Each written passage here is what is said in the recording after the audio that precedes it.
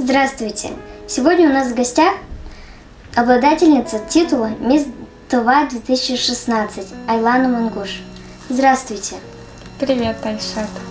Что вы чувствуете, завоевав титул «Мисс ТВ 2016»? Я чувствую большую ответственность перед своим народом, так как они выбрали именно меня, помимо жюри. И спасибо им за столь высокую оценку.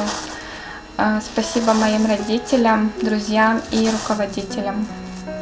Чтобы завоевать титул в модельном мире, что надо делать? Ваши советы? Я советую всем девочкам поверить в себя, в первую очередь полюбить себя и вести здоровый образ жизни. Вы соблюдаете диету? Да, конечно.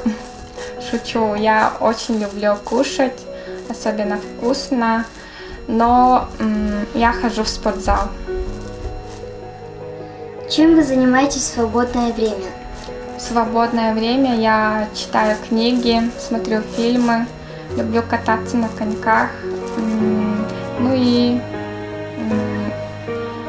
мое хобби – это участвовать в конкурсах красоты. Пожелания нашим девочкам. Я пожелаю нашим девочкам, чтобы они усердно работали над собой, также были гордостью своих родителей, но и всего народа. Какая у вас мечта? Я мечтаю, чтобы наша республика развивалась и процветала. На этом мы с вами прощаемся. До встречи!